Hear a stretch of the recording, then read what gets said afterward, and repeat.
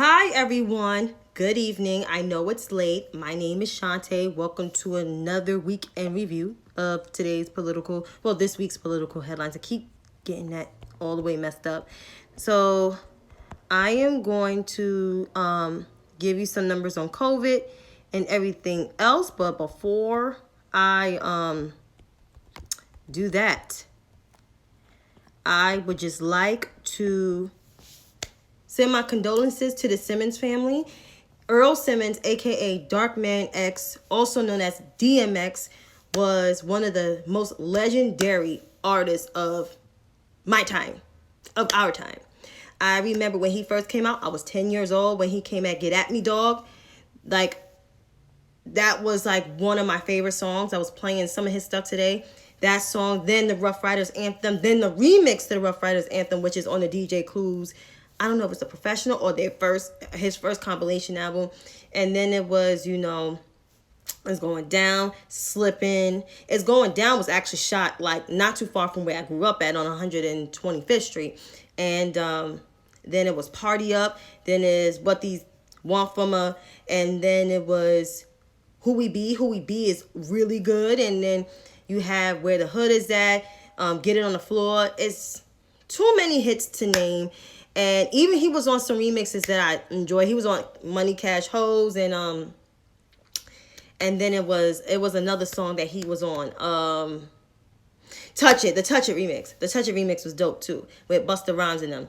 So like he will forever be missed. He was a poet in my right. He was a great actor, and he's just a legend. Like I got to see a legend in front of my face, like a huge legend. So rest in peace, X. May you rest easy. And tell Leah said what's popping, And hi to everyone. Hi Queen Lion, hi Kay, hey Miller. Like what's popping, y'all? Like this is just so sad. Like I'm keeping a straight face because Party Up is still the jam to this day. It's like 22 years since that song been released. I'm like, like this is how like hip hop is legendary. Like from the time when I was growing up till now. Well, that part of hip hop all the way up until like I think after college. For me, after 2008, I think it started declining when I was in college, in the middle of college, but then it just got worse. It just got worse. Like it's not good anymore. That's all I'm saying. But I enjoyed hip hop from when I was a kid, watching the gangster rap merge, which it was, he was a true legend. A true legend, a true poet. Like he was that gangster dude now. Even though he had his demons, but it never really like interfered with his music like that. And we lost Midwin too. Yo, that's crazy. Like R.I.P. Midwin Charles. Like one of the legal commentators, Brooklyn Knight, lost her too. Like we lost two New Yorkers this week. We lost X and we lost Midwin. We lost Midwin like on Thursday or Wednesday, something like that. And then we lost X today, like officially. Like that's crazy. Like all the way crazy. Gone too soon. Like I wanted him to put out another record because he just did verses in July. Like that's crazy. He just did verses. Like, yo.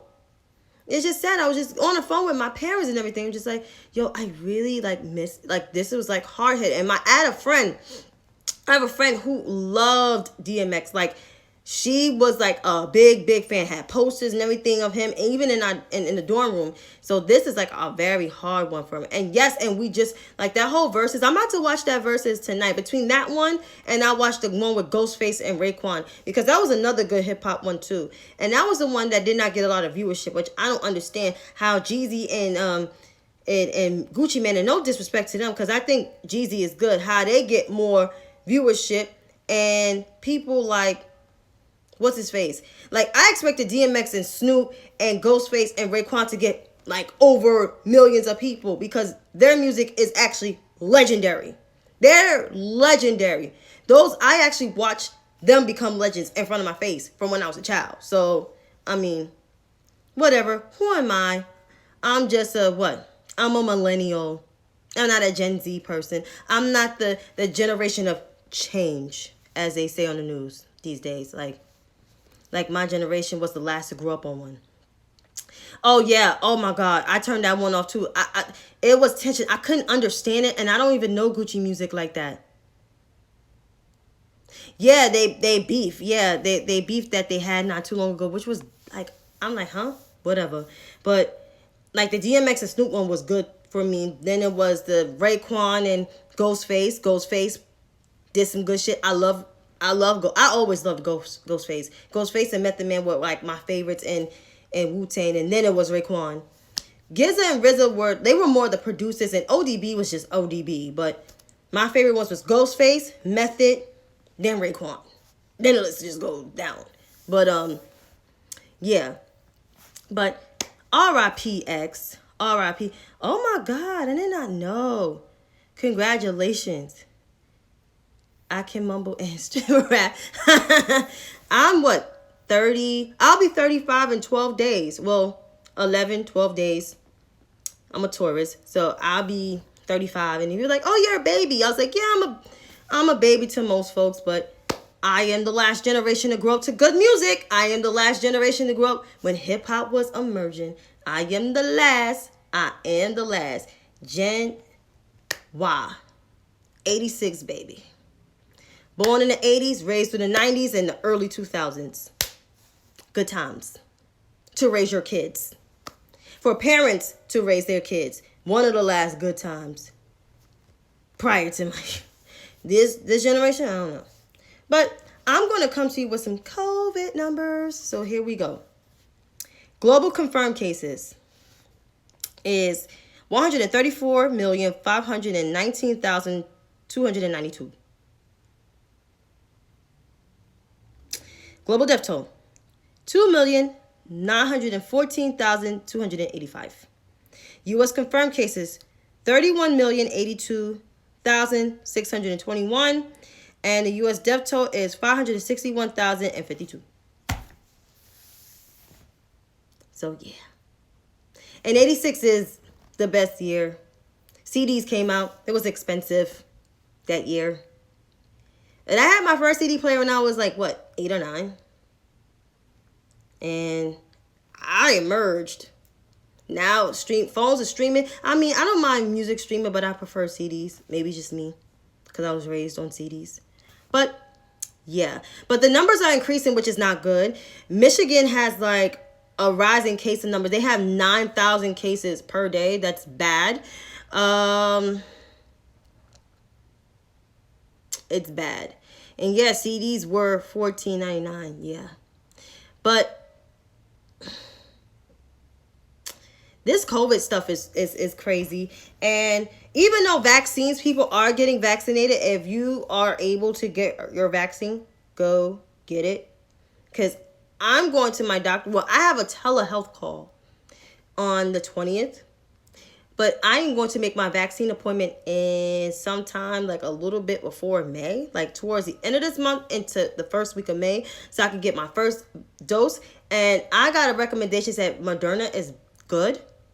I just need to make sure that I am not allergic to any medicine, because it seems like I know I'm allergic to penicillin, and I think I have a bad reaction to biotin.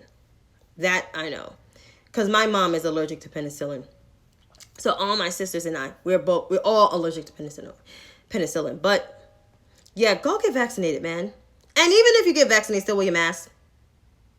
Because I see people like taking off their masks and getting comfortable. Like, no, we're still in the midst of this. This is like, I think this is like wave 4, I believe. Wave 3, wave 4. I can't remember what wave it is.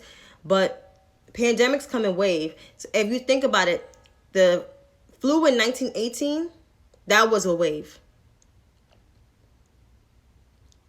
I think some people are allergic to ibuprofen. Some people are allergic to sulfate.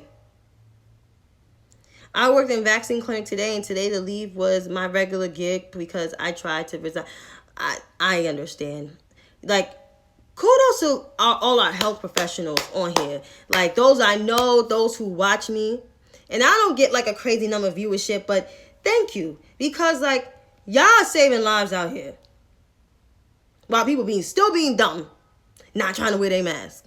But, you know, like, COVID is real.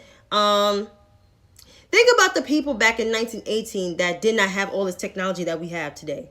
Technology was saving people's lives during COVID. Imagine if we were living in 1918, how we would survive. We had to use the telegram system. Alex, what is it? Alex Graham Bell, whatever, he created that telegraphic. I don't even remember who invented that. And then we had to write letters to people. The same equivalence is they both had bad leaders at that time. They had Woodrow Wilson they had him for 2 years. We had Donald Trump the first year. Now we actually have a decent leader who has to clean up the mess that people had. Oh, you say the first wave never ended. Yep, due to Florida. Thank you, Florida. But yeah, I mean, oh wow, I did not know that. But yeah, kudos to all health professionals, no matter which capacity you work from. Thank you. And essential workers, thank you. Because if it wasn't for you guys, people would not get the COVID. People would not get the COVID at all. And Florida and Texas is just, don't even get me started with them. I try to mind my business because I don't want people to tell me stuff about my state. But clearly, people in the South seem to not care about dying. And it's not all people, but it's the clear folks. They care about dying. So here you go. Make sure you protect yourself and stay the hell away from people. But that COVID is one crazy thing. But this whole George Floyd thing, I didn't really watch the case too much because I had to study for my exam, my big exam that's coming up real soon. But yeah, this evidence is damning. This evidence is real. I mean, this is an open and shut case. I don't even know why a trial is still going on, but it is what it is. This man, Derek Chauvin, actually don't want to declare, what is it? He don't want to, he doesn't want to plead guilty. And I'm just like, dude, you're a whole entire criminal. You fucking smile putting your knee on somebody's motherfucking neck. Like how, like what? Like shit don't make no motherfucking sense. I mean, you're a whole entire criminal.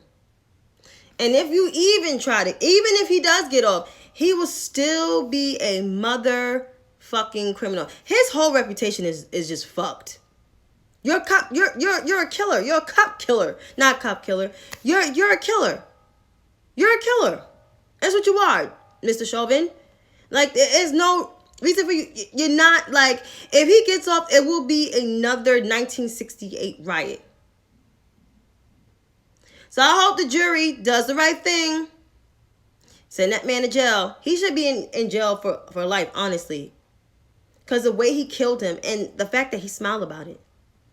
And those other 3 guys that were standing there watching the cops, they should go down with him too. Aiding and abetting. Because that's exactly what the fuck they did. Aiding and abetting. But this trial is going to go on for like another 2 to 3 weeks. Maybe more. So if you could watch it, that's good. I'll probably watch in and out because I'll be studying. But you can also catch it on... YouTube, because C-SPAN do have it on, and you can subscribe to their YouTube channel. It's free, so you can watch it there and watch some clips of it. It's damning, and the testimonies are really compelling.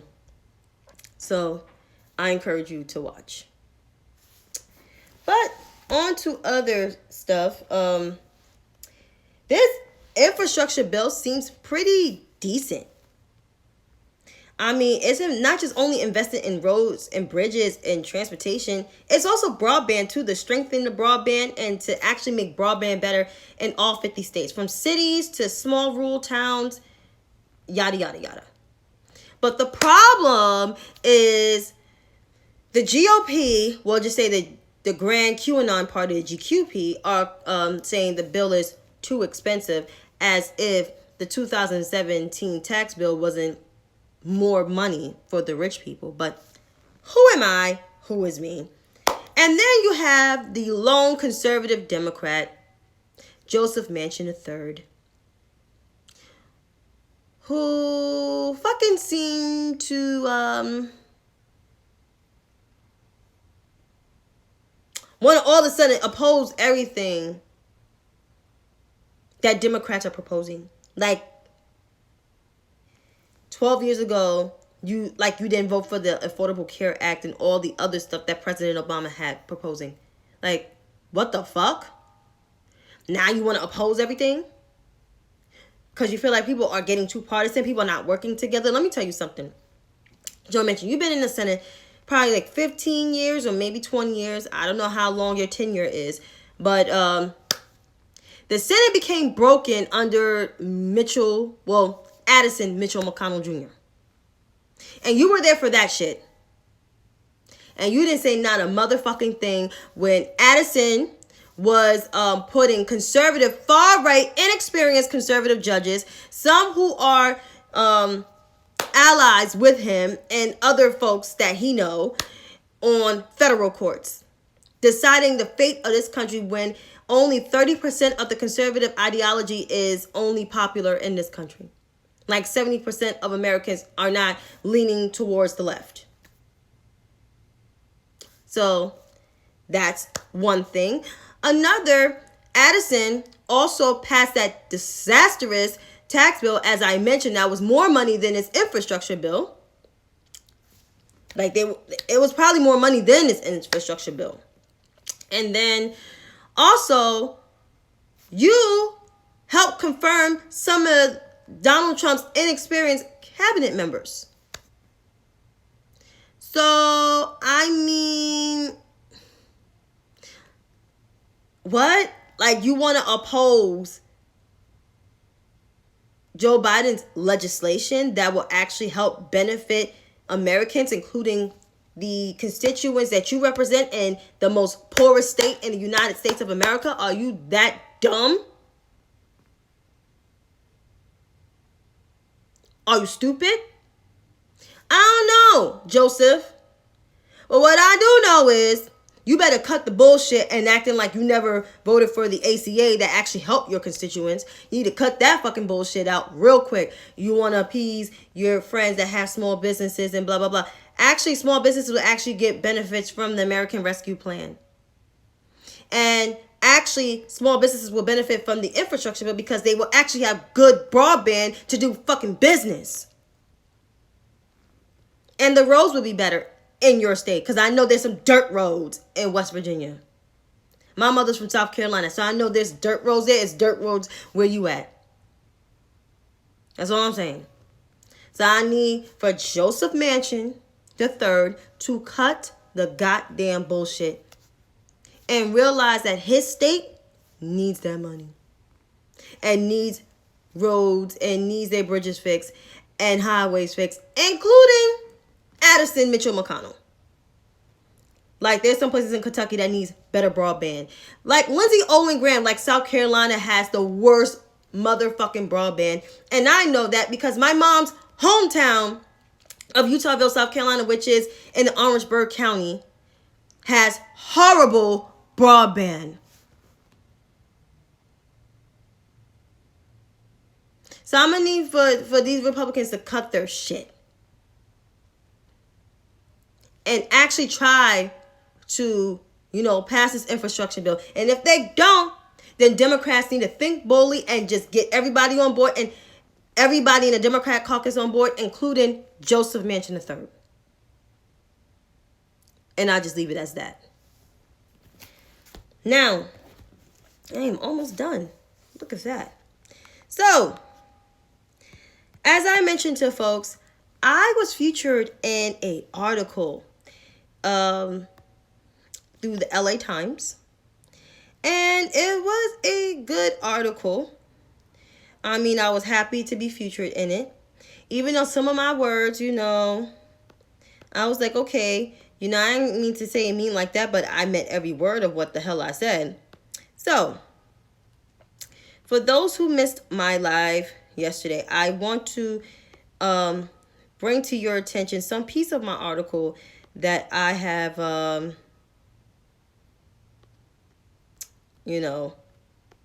shared yesterday in a special live stream that lasted 20 minutes. So I am trying to find an article on my feed.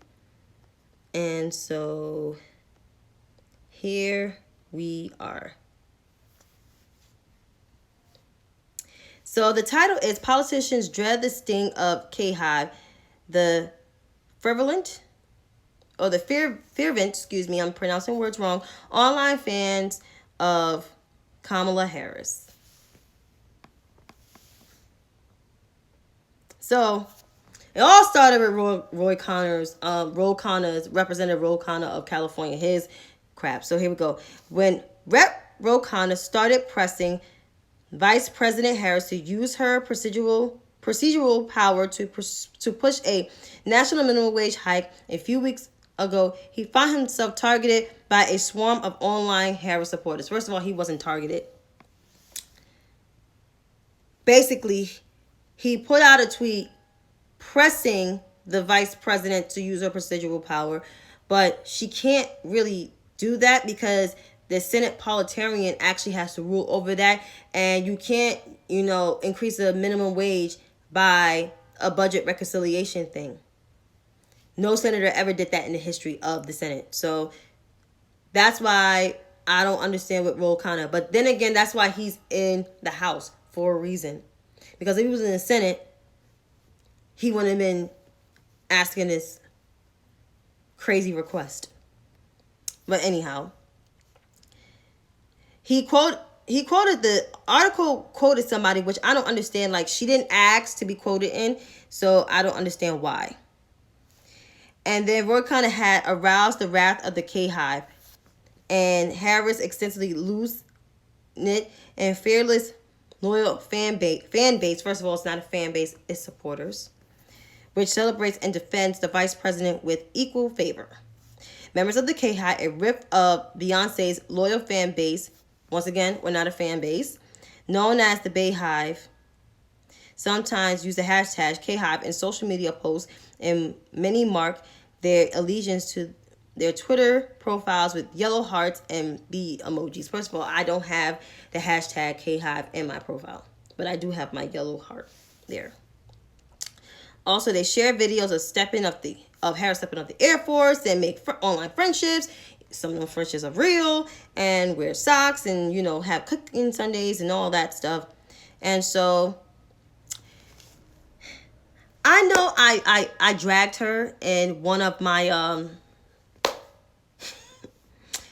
videos today, but I have to do it again. So here it is. They're vicious, said Brianna Joy Gray, press secretary for Bernie Sanders, during the 2020 campaign. So, Brianna, first of all, we're not vicious. We're actually a loving group of people. Like I said, we are a diverse coalition, a diverse collective group of people that love Kamala Harris and love the work that she does. We're not politically irrelevant, like you said before, and we're not dumb. We're actually savvy folks. So, Brianna, as I said, I know your relevancy is declining and it's going to continue to decline. However, you're a smart woman. You're a lawyer, right? You're a lawyer. You went to law school, you worked in a law firm, and so you can continue to be a lawyer. So you can actually stay in the city to pay your rent and get a bigger apartment, possibly. I say you could go to affordable housing, but you're worth $1 million.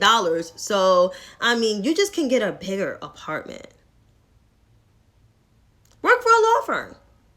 Because I know your days in politics, honestly, is about to be over. You burned your bridges with a lot of major cable networks like CNN, when you lied on CNN, when you lied on MSNBC. You were rude to people. You talked about political commentators, both black and white. And then you came for people like Roland Martin, who actually gave you a chance to talk about Bernie Sanders' platform. You're just a disrespectful ass. So, I mean, you can return back to law and live a normal, quiet life so you don't have to get dragged on social media by everyone. That's my advice to you. But, I'm not interested in talking about the Hive, that subject at all. David Serrata, first and foremost.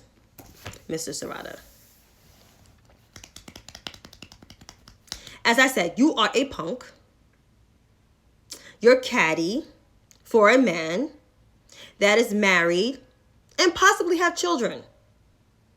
You're around like 45 years old and you have a receding hairline of a 65-year-old man. I mean, you're more gray than my parents. And my parents are almost 70. You are aging before our eyes. And why you're aging? Because you are just hateful. You're talking about, working for Bernie Sanders will have a scarlet letter on my name for the rest of your life. You're damn right. And on your resume. Because you lie. You spread a lot of conspiracy theories about Hillary Clinton, who is a former First Lady, a former Secretary of State, and a former Senator. And you're part of the reason why Trump was in office. You target our first Madam Vice President. Let's see. You target random people online who appreciate the work that the Vice President has done in her tenure as an elected official. Like I said, you're catty. And you're just a little bitch. So therefore, Mr. Serrata, your bigotry and your misogyny is now known. And your relevancy is declining like Brianna's. Probably much worse because you're just a bigoted asshole. And a misogynistic jackass. So, Mr. Serrata, make sure you save your money because you might be penniless.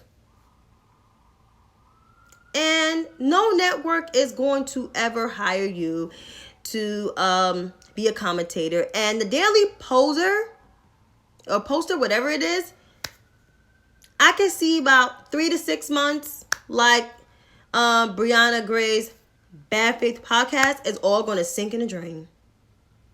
Sink down the ocean somewhere. It's about to be a wrap for you. So, I hope you have enough money where you can enjoy your retirement. So, that's them. And overall, the good things about this article, though, the good things is that we help people. And we help people make sure we get them through the day and get them through that hour. I know De Niro was on here and he talked about, going through mental health issues. I know another person that was on here saying like how, they almost couldn't pay their rent for their house and we donate to make sure they pay their rent and pay their phone bill, pay all this stuff. Like the Hive is actually a great group of diverse people. Like I said, no matter if you're black, you're white, you're red, green, yellow, blue, orange, straight, gay, old, young, middle age. It's a very diverse group of people. We're the intersectional group. And so when people say we are vicious, toxic, they're talking about themselves, like Miss Gray, Miss Harper, Mr. Serrata, Mr. Knight. They're the most toxic people because they go after people. They actually troll people's comments.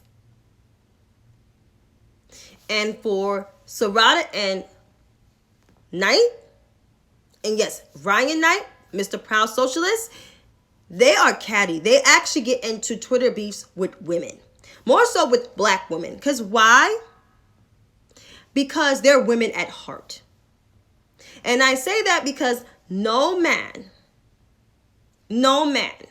of any race or any sexuality will fight with a woman.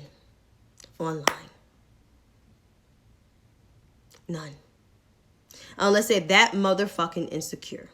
And Ryan Knight and David Serrata are the blue MAGAs and the insecure ass hoes on Twitter from the Bernie ilk. That's why they will never get jobs on major networks. That's why their podcasts are failing. Failing miserably. Nobody's not watching them. Nobody cares to watch them because everybody is satisfied with the Biden and Harris administration. Everybody got their stimulus checks. Roads about to get fixed. Laws about to get passed. People about to get better internet. People getting vaccinated or about to be vaccinated. Why listen to people that is against everything that is good? Why? They don't have this much smoke for the obstructionist Republicans out there, right? They don't have, smoke for them. So why have smoke for the Democratic Party, calling them the Denopoly, calling them the establishment, and the same Denopoly and the same establishment is the ones that are delivering. Not these so-called cosplay progressives, the ones that's posing as progressives, because real progressives get shit done. And as I said, I grew up around progressives. I grew up around black progressive advocates who actually went up to the mayor's office, the governor's office, went down to DC, to Congress to actually get shit done. So when I see people like David Serrata and Ryan Knight calling themselves the leaders of the progressive movement, it's a whole entire motherfucking joke. And then to praise a 79-year-old socialist who pretty much never really did anything in Congress until like recently when he actually got to do shit, right? That's like ass backwards to me. And then for the black people that's in this particular movement, which is like about a good 20% of them, trash these same CBC members who actually fucking helped them when they were going through their shit. It's like, it tells you right then and there, like, the disconnect and the whole lies that Ryan Knight and David Serrata and their ilk have spread about black and brown elected officials. They ain't shit. These men ain't shit and they will never be shit. And yes, I said it. Ryan Knight, David Serrata ain't shit. They ain't gonna be shit and they will never amount to shit. And I don't care who gets mad because this is the truth. They're not for people. They're for selves and their pockets. And trust me, they will see the day when their bullshit will end. Because nobody is not going to fall for the okie doke. They've been doing this shit for 5 years. 5 whole motherfucking years of grifting and lying about people's records. And this is the moment where shit is about to change. And shit is not going to look too great for them. Because they will suffer. And they will suffer through their resumes, their stature, and their finances. And that may be a word, but I'm telling the truth. But as I conclude this live, please be safe out there. Please get vaccinated. Please go to the doctor if you're not sure about which vaccine to take because they can give you the best recommendation. You can talk to different people, but it's good to go to your doctor. So please do that. And please be respectful to your healthcare providers and those who you know that are healthcare providers because they're the ones out here risking their lives and saving lives. Okay? But until then, you have a good night. Be safe. Wear your mask and wash your hands. Take care of yourselves.